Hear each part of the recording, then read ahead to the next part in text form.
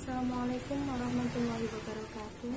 Alhamdulillahirabbil alamin wa bihi nasta'in wa ala alihi wassalatu wassalamu ala asyrafil wa imamil mursalin sayyidina wa maulana Muhammadin wa ala alihi washabihi ajma'in amma ba'd.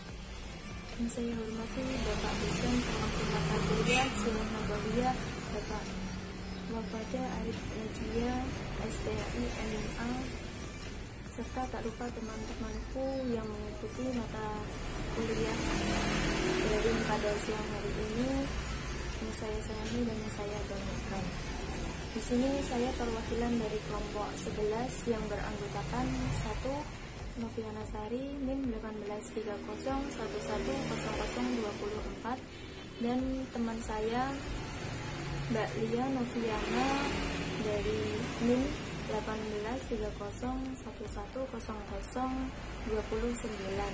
Di sini kami akan menerangkan beberapa penjelasan mengenai Fathu Makkah dan kejayaan Islam.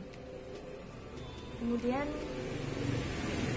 saya akan menjelaskan mengenai poin A. Yang pertama, 1. Latar belakang terjadinya Fathu Makkah. Yang melatar belakangi terjadinya Fathu Makkah adalah dimulai dari pelanggaran perjanjian Hudaybiyah antara kaum Bani Bakr dan kaum Bani Khuza'ah. Nah, Bani Bakr yang dihasut oleh kaum musyrikin Quraisy, di mana perdamaian Hudaybiyah antara lain sudah menetapkan bahwa barang siapa yang ingin bersekutu dengan Nabi Muhammad diperbolehkan, dan barang siapa yang ingin bersekutu dengan pihak Quraisy juga diperbolehkan. Ketika itu Khuza'ah bersekutu dengan Nabi Muhammad, sedangkan Bani Bakar bersekutu dengan kaum Quraisy. Sebenarnya antara Bani Bakar dengan Bani Khuza'ah sudah berselisih sejak lama dan baru mereda saat diadakannya perjanjian Hudaybiyah, di mana masing-masing menggabungkan diri dengan pihak yang mengadakan perdamaian itu. Tetapi setelah peristiwa Mut'ah ini, kaum Quraisy mengira bahwa kaum Khuza'ah ini telah terpuruk.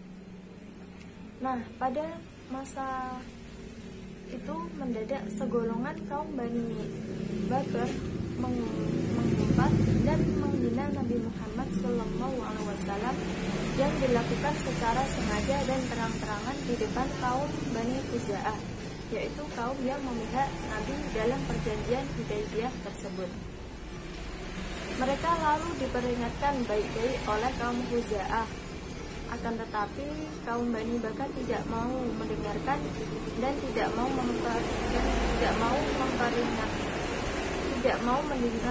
mendengarkan peringatan dari kaum Khuza'ah tersebut, hingga sampai terjadi adu mulut dan bahkan terjadi adu pukul di antara kedua kaum ini.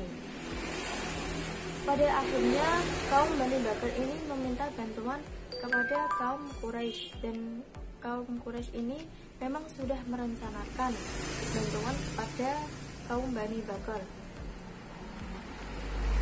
Kemudian dengan bersembunyi-sembunyi ini mereka bermaksud menyerang Bani Khuza'ah, di antaranya para kaum pemuka Quraisy yang ikut dalam persekutuan dengan Bani Bakar ini ialah Sofwan bin Umayyah, kemudian Waitib bin Abdul Uzza, kemudian Ikrimah bin Abu Jahal, dan Syaiban bin Utsman, dan Suhail bin Amr. Selanjutnya pada suatu malam, sewaktu kaum Bani Khuza'ah ini datang beramai-ramai ke sumber mata air yang bernama Al-Watid, mereka diserang secara tiba-tiba oleh kaum Bani Bakar dan kaum Quraisy. Kemudian sudah tentu orang Bani Khuza'ah ini tidak dapat menangkas perlawanan atau serangan dari mereka. Pada malam yang sama, selain di sumber mata air Al-Watir, ada juga sebagian kaum Bani Huza'ah yang diserang, yaitu ketika saat mereka melaksanakan sholat tahajud. Dan tidak sedikit kaum Bani Huza'ah yang tewas dibunuh oleh kaum Bani Bakar tersebut. Kemudian para orang-orang yang masih hidup ini berlari ke Makkah untuk mengadukan peristiwa pengkhianatan dan kekejaman mereka kepada Budail bin Warqah. Setelah tibanya di Makkah, mereka bersembunyi di rumah Budail bin Warqah untuk sementara karena ia bertanggung jawab atas berlakunya pasal-pasal perjanjian Hudaybiyah ini. Kemudian selanjutnya seorang tertua dari Bani Huza'ah yang ada di Makkah, yaitu Salim bin Amr atau Amr bin Salim bersama pengikutnya sebanyak 40 orang bersama-sama berangkat ke Madinah dengan berkendara unta. Mereka datang ke Madinah dengan maksud untuk mengadukan peristiwa yang terjadi kepada Nabi Muhammad. Akan tetapi sebelum rombongan Amr bin Salim sampai ke Madinah, Nabi Muhammad telah mengetahui berita tersebut dengan jalan gaib. Riwayatnya sebagai berikut. 3 hari sebelum kedatangan Amr bin Salim ke Madinah, Nabi Muhammad SAW sedang bermalam di rumah istrinya yang bernama Maimunah. Nah, pada malam itu ketika beliau bangun tidur dan mengambil air wudhu di belakang rumah, hendak mengerjakan sholat malam, tiba-tiba Maimunah mendengar suara beliau dan berbunyi, "Aku siap sedia untukmu, aku siap sedia untukmu, aku siap sedia untukmu, aku menolongmu, aku menolongmu, aku menolongmu."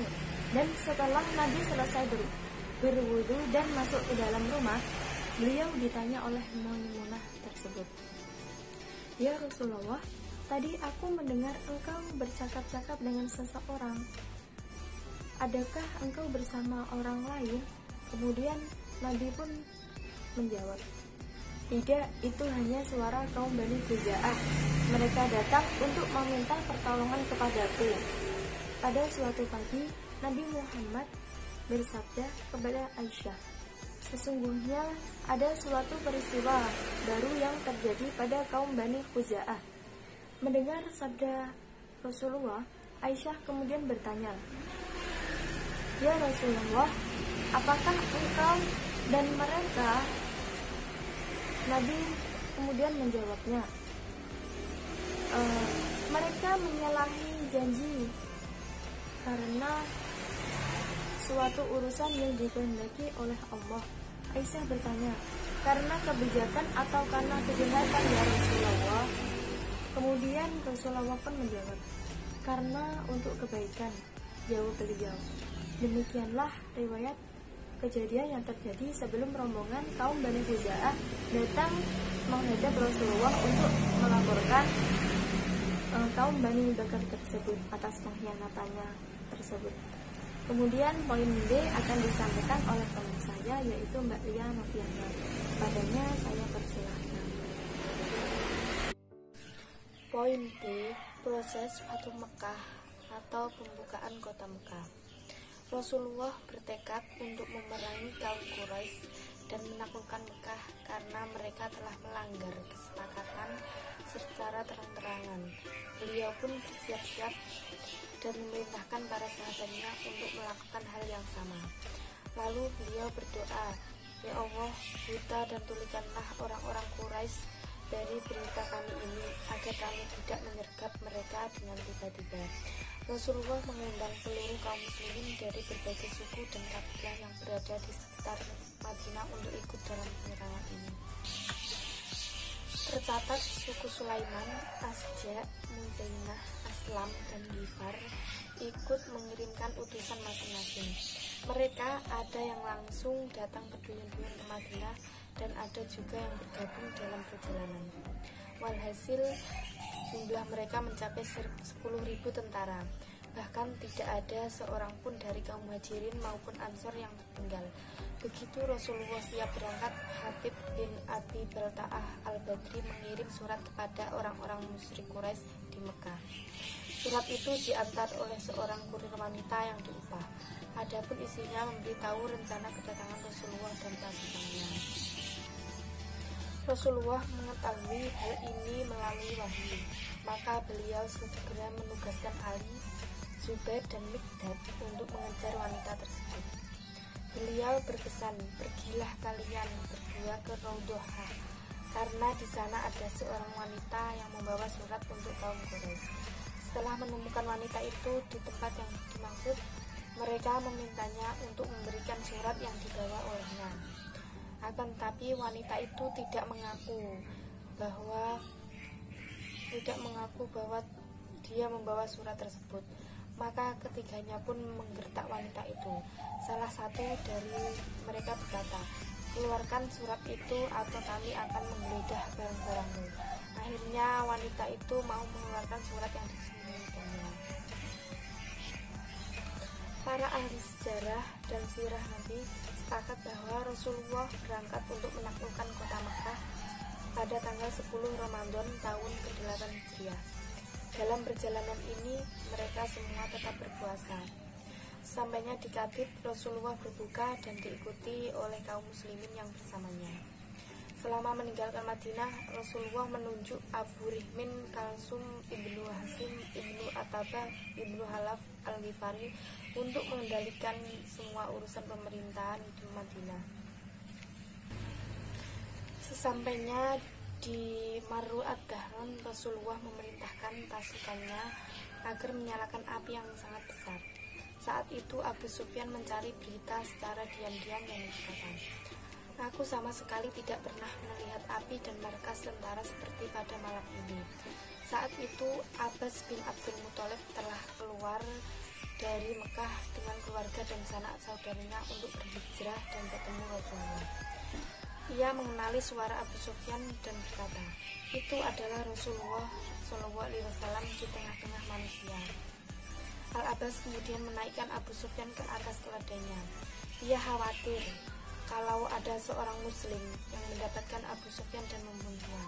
Kemudian ketika Abbas menghadapkan Abu Sufyan kepada Rasulullah, beliau mengajak Abu Sufyan untuk masuk Islam.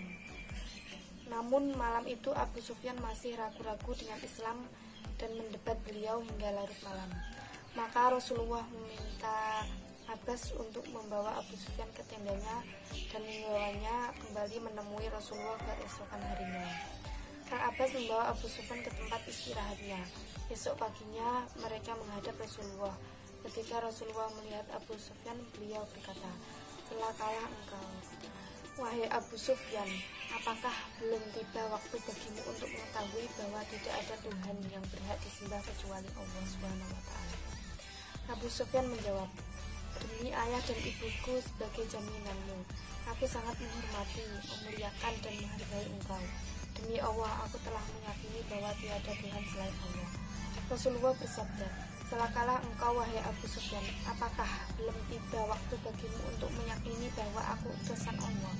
Abu Sufyan menjawab, demi ayah dan ibuku sebagai jaminanmu, sungguh engkau amat mulia, namun demi Allah di hatiku masih terdapat ganjalan hingga saat ini.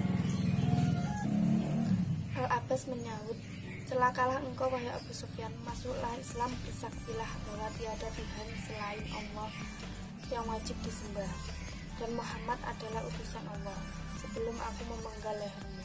Akhirnya Abu Sufyan bersaksi dengan syahadat dengan benar dan telah masuk Islam. Dikisahkan bahwa Rasulullah masuk Mekah pada Jumat pagi 20 Ramadan dengan hikmat dan rasa syukur seraya membaca surah Al-Fat. Rasulullah memasuki kota Mekah melalui sebelah atas dari arah kiblat. Beliau membaca surah ini dengan secara berulang-ulang. Rasulullah merendahkan kepalanya hingga jenggotnya menyentuh punggung kendaraannya.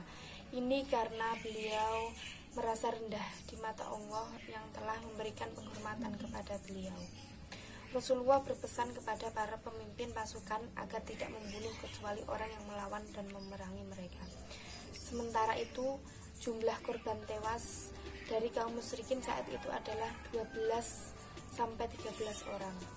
Tak lama kemudian Rasulullah tawaf sebanyak 7 kali dan mencium Hajar Aswad. Rasulullah kemudian memerintahkan pembersihan Ka'bah dari berhala-berhala. Bahkan beliau ikut terjun langsung menghancurkan berhala-berhala itu dengan tangan beliau sendiri. Kemudian beliau berkata, kebenaran telah datang dan kebatilan telah sirna. Orang yang batil tidak akan tampak lagi dan tidak akan kembali. Lalu Rasulullah memerintahkan Bilal untuk mengumandangkan azan. Setelah Baitul Haram benar-benar bersih dari berhala, Rasulullah baru mengirim utusan-utusan ke berbagai penjuru daerah untuk membersihkan patung-patung berhala yang masih ada. Beberapa waktu kemudian orang-orang berkumpul untuk melakukan baiat kepada Rasulullah. Mereka dibaiat untuk patuh dan setia kepada Allah dan Rasulnya. Akhirnya masuklah bangsa Arab ke dalam agama Allah secara berbondong-bondong, sebagaimana firman Allah Quran Surat An-Nasr ayat 1-3 yang artinya apabila telah datang pertolongan Allah dan kemenangan dan kamu lihat manusia masuk agama Allah dengan berbondong-bondong, maka bertasbihlah dengan memuji Tuhanmu dan mohonlah ampunan kepadanya. Sesungguhnya Dia adalah Maha Penerima Taubat. Demikianlah penjelasan dari kelompok kami tentang Fathu Makkah dan kejayaan Islam. Apabila ada salah kata, dua kata yang kurang berkenan, kami mohon maaf yang sebesar-besarnya.